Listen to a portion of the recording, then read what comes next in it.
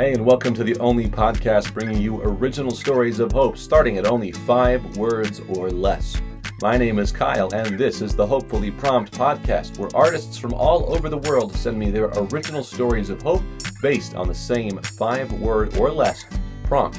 For the first series here, that prompt was the man or woman was alone. And today, I have an original story from Mike Gibson. Mike is a dear friend of mine, but he is a teacher, leader, speaker, extraordinaire, and a man that you should get to know because he is full of wisdom and great insight. And he sent me this nonfiction story that I asked him to go ahead and read himself because I felt it was just the right thing to hear coming from him firsthand. It just had the right amount of hope and encouragement for all of you who've gone through very difficult times, especially this last year during the COVID-19 pandemic. Now, like I said, Mike is a leader extraordinaire and a teacher extraordinaire, and you can check out more of his work at mrgpresentations.com. But he also has a brand new book out called Big Presentations in Small Rooms, Preparing and Delivering Messages for Conference Rooms, Break Rooms, and Sales Presentations. It's a fantastic book that he read himself on audible.com. You can also pick up the paperback or the Kindle version on amazon.com. For anybody who makes presentations, delivers addresses to anybody in small groups, in leadership, in churches, in companies, you name it, go pick up this book. You are going to glean something great from it.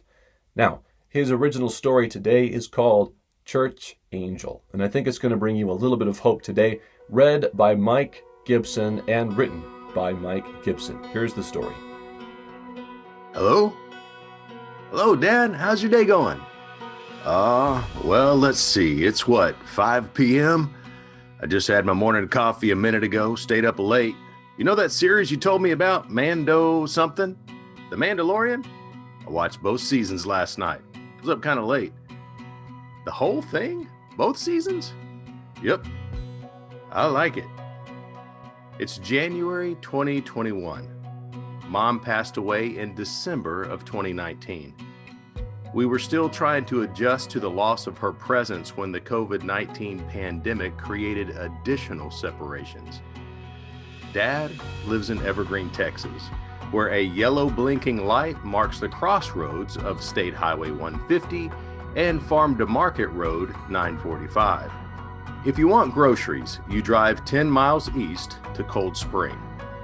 My wife, Kelly, and I live in Fort Worth, Texas, within sight of both downtown and the Cowboys Stadium. If you want groceries, you can have them delivered to your front porch.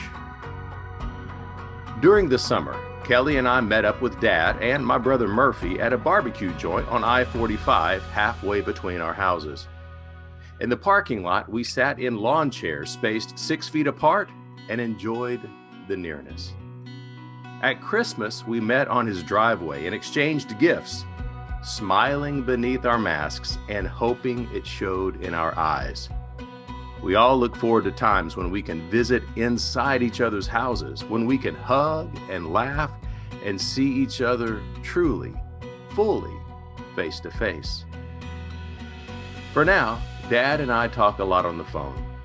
Almost every day, we talk about life, Netflix shows, and old memories. While we chat, Dad is sitting in his Lazy Boy recliner in Evergreen, Texas, and I am wandering around the house in Fort Worth. He teases me about my inability to sit still. It's true. All my life, got to keep moving. Did I ever tell you about the time? Usually the answer is yes, but my memory is not impressive. So I say something like, maybe, but I forget the details. Tell me again. This is one of those stories. This is one of the stories I have heard most often. And that's good because it's one of my favorites. It is about the church's angel. The memory is from 1984. It was a cold, overcast evening in Pasadena, Texas, and Dad was taking his lunch break. He worked the evening shift from 3 p.m. to 11:30 p.m. Lunch for him was late supper for the rest of us. The post office where he worked was close to the Pasadena Town Square Mall, where my friends and I would hang out and check the prices on parachute pants. When doves cry, by Prince was dominating the music charts. Footloose was showing at the theater up the street. The ticket would cost you about $4. The gas to get you there was $1.10 per gallon. Dad was having a rough year. His mom, I knew her as Kiki, was dying of cancer. Kiki was in and out of the hospital, and her moods and actions were erratic. I was never close to Kiki. She wasn't wired for that. But I do remember thinking that she was a lot nicer toward the end. I remember her buying concert tickets so my cousin and I could see Phil Keaggy at the Pasadena Fairgrounds. I was surprised and grateful. That was a good day. But there were bad days too. I could just go to my room. Dad had to deal with the stress. When talking to a buddy, Dad remembers saying, "That woman's driving me nuts." "I know, Roy, but she's your mother. You can handle it." "Yeah, you're right. She's a good mom." His stepdad, Pawpaw, was already gone.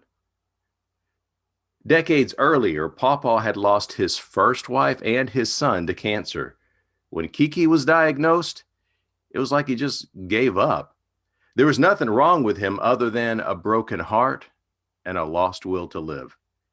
He stopped breathing on Thanksgiving Day.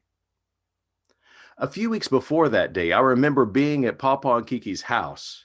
It was just after we learned about the cancer. I remember looking down a hallway into their room. Pawpaw was sitting on the edge of their bed with his elbows on his knees and his head in his hands, so still, staring at the floor. It's a still shot that will forever be burned into my memory, a scene of sadness. And then it was Christmas season. In response to widespread famine in Ethiopia, pop stars worldwide formed Band Aid and recorded "Do They Know It's Christmas?" It was all over the radio, and it captured the feeling in our little world in Pasadena. I don't remember Christmas that year, but I do remember the time of loss. The best gift at Christmas is presents. No amount of presents, gifts, can make up for the lack of a person.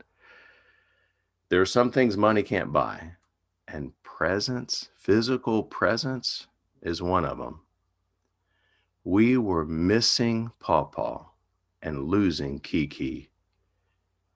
The family was walking through the valley of the shadow of death, but those shadows were darkest for Dad. He was longing for peace. Dad's time was split between work, home, and MD Anderson Hospital. It was a period of feeling helpless and stressed.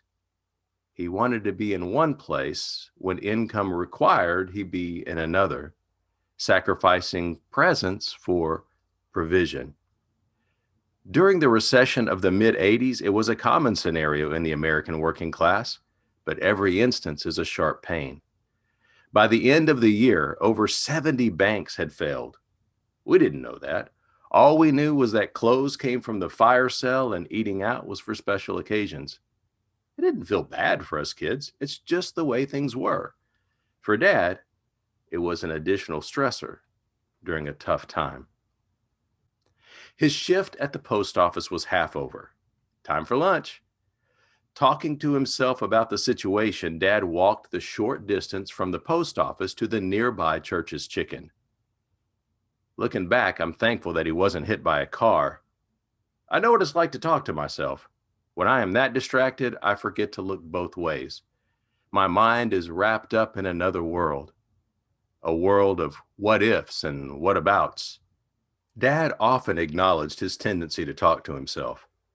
One day, a couple of ladies noticed and asked, "Are you talking to yourself?" "Yup," was the quick reply. "That's the only way to ensure an intelligent conversation." Finishing up his one-man discussion, Dad pushed through the glass door separating the cold outside from the warm, welcoming smells of frying chicken inside. He did not notice the homeless man sitting quietly at a table. The man was alone. After ordering food, Dad walked toward his table and passed the homeless man on the way. The man quietly spoke. He wasn't trying to be the center of attention. He was just hungry. "Excuse me, sir. Could you give me $1?" Dad's first impulse was to refuse, and so he did. "No, I'm not going to give you $1." Disappointed, the old guy moved to the other side of the room and sat at a table. Another day, another rejection. If only he could reject the hunger gnawing at his stomach. The homeless population surged during the 1980s. It was a result of legislative changes that pushed many formerly institutionalized people out on the streets. It was challenging to know exactly what you were facing in situations like this. Who was homeless by choice? Who was homeless due to circumstances beyond their control? Who was merely appearing to be homeless? As Dad began eating, he noticed the man's shoes. They were held together by paper clips, neatly formed to function. Then Dad saw that the man was clean, like he was doing the best he could with what he had. He was trying. Dad remembered a friend from his church who owned a car lot. People would often come up and ask him for money. The friend did not give out cash, but he would offer to take people across the street to B's Diner and buy them some food. You would think that a free meal would be a popular choice, but addiction is a beast, a dragon hard to slay. Most refused. They were looking for something else, but at least they had the opportunity to eat. The memory inspired Dad. He talked to himself a little and then dug around in his pocket to see if he had any more money. He did, and so he approached the homeless man. "Would you let me buy you something to eat?" The man looked up with tentative hope. "Oh, yeah, I would," was the grateful reply. So Dad and the man went back to the counter, and they stood there looking at the menu. After an uncomfortable moment and a brief conversation about options, Dad ordered whatever the money in his pocket would buy. It turned out to be a meal and a drink. There was no magical moment of conversation. They didn't eat together. It was kind of awkward. But when Dad left, the man caught his attention and softly expressed his appreciation. "Thank you for the food. God bless you." Dad never saw the guy again. It was a brief, seemingly random encounter. But to Dad, it felt more like an angelic visitation. It was as if God had looked down and seen two people in need, one hungering for food and the other needing the knowledge that his actions mattered. When Dad tells the story, he says, "When I walked into churches, I was really down. When I left, I was really up. My circumstances hadn't changed one iota. The only thing that had changed was I had done something for somebody that they couldn't do for themselves. That picked me up and kept me up for a long time." Who else was affected by this interaction? I don't know how many other customers were present, but I do know who was there, the employees. They would have noticed the homeless man. Perhaps they were torn. At what point do you force someone to leave if they're not ordering food? Maybe they were feeling a little guilty for not offering to help, but not wanting to set a precedent that might haunt them for days to come.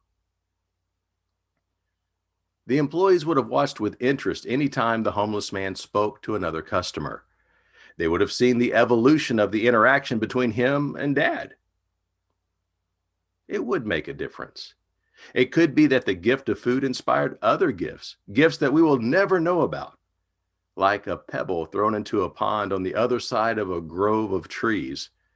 The ripples occur even if we can't see them. Early in the pandemic, my work suddenly ended. 2020 had a full calendar of lucrative work until March 13th, and then, within 48 hours, it all disappeared. The income was gone. The need for income was not. I felt a little like the guy at churches, wondering where provision would come from. It's a humbling experience. And then the envelopes began to arrive. They were addressed to my family, but there was no return address, no signature, just an encouraging note and some money.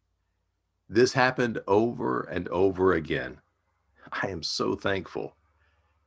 Wouldn't it be amazing to discover that the roots of this generosity traced back to an employee at a Church's Chicken in Pasadena, Texas, who watched a post office janitor buy lunch for a guy whose shoes were held together by paper clips?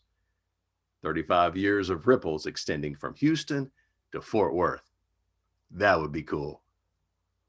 One of Dad's favorite verses from the Bible says, "Do not forget to show hospitality to strangers. For by so doing, some people have shown hospitality to angels without knowing it." It is interesting to ponder how things work. Some call it simple coincidence. Some see something more. Some focus on chance while others focus on divine appointments. But all can agree on one powerful concept. This situation was an opportunity to meet needs. The Church's angel met a need by asking for help. Dad met a need and received help. "Yep," says Dad, "it could have been an angel unaware. I don't know. If it's unaware, you don't know. Could have very well been. You know, that guy was hungry the next day, but what I got out of it has lasted me a lifetime." Interesting. During difficult times, it's easy to focus on limited resources in ways that lead us to protect our stuff and push people away. But it's not required. We don't have to do that. We can flip the focus in ways that call us to protect people, even if it means pushing stuff away in the direction of those who need it. Perhaps you've heard the sage advice regarding coats. If you have 2 coats, look for someone who has none and meet that need. When you do, both of you become richer. That advice is over 2,000 years old, and it still rings true. It seems that generosity is a gift. It empowers the giver to make a difference and to feel that they can bring about positive change in the world. They can use what they have to benefit someone else, maybe even someone they've never met before and will never meet again. When feeling hopeless, the ability to extend hope to someone else serves to build our own. And now, nearly 40 years later, my dad still draws hope from that experience of offering help to a stranger. We often think of help as coming directly. We pray for help and then look for direct intervention. Sometimes it works that way, but not always. Sometimes we do not get what we want, and other times we miss opportunities to receive the help we need because that help comes through the assistance we provide to others. It's counterintuitive. Like Dad, we walk into Church's Chicken distracted and hungry. We got our problems weighing us down, real problems, real stress, and we're not alone. The human experience is one of ups and downs and dull plateaus. When we're tempted to look only at the ground, to put our elbows on our knees and our head in our hands, it might be time to look up and look around. When you're talking to yourself, it might be time to talk to someone else. When there's change in your pocket and a need nearby, that could be an opportunity, not only to help someone else, but to help yourself. Dad never talks about missing the cash he spent that day. He sure is thankful that he did not miss the opportunity.